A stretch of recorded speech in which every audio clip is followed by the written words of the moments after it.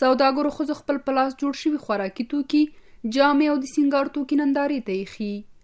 د ورځې بازار په نوم دغه نندارتون د ښځو د صنایعو سوداګرۍ خونې جوړ کړی چې د ښځینه سوداګرو ترڅنګ یې د کورنیو تولیداتو د مینوالو پام رااړولی.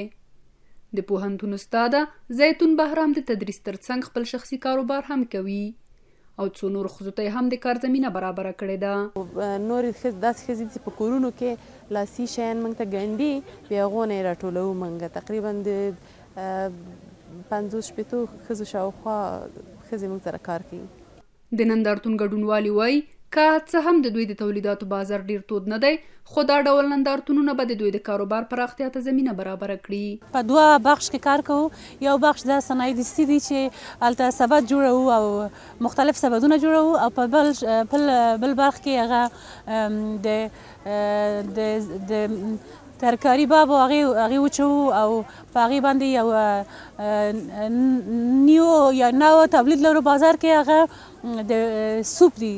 د ورځې بازار نندارچیان وایي افغاني توکي تر بهرنیو ښه کیفیت لري او دوی ځکه اخلي چې افغان سوداګري پیاوړې کړي. یو ښه یو مثبت ګام ده، ځکه چې دلته موږ ښځه پیاوړې کیږي، ښځه خپله توانمنده کیږي، تشبث او بزنس خپله کوي او دغلته خپله ښځه په ځان باورمنده کیږي چې موږ هم کړای شو چې خپل عاید خپل لاس ته مو راشي.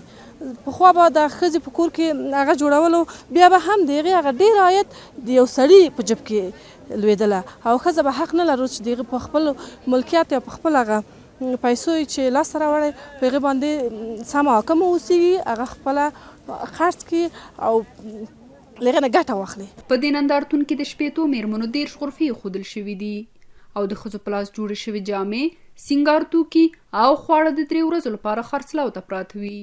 زموږ متشبثې او سوداګرې ښځې کولی شي د عامو ځایونو له لارې خپلو تولیداتو ته کمپاین وکړي او ځان ته اوږدمهاله او لنډمهاله مشتریان پیدا کړي.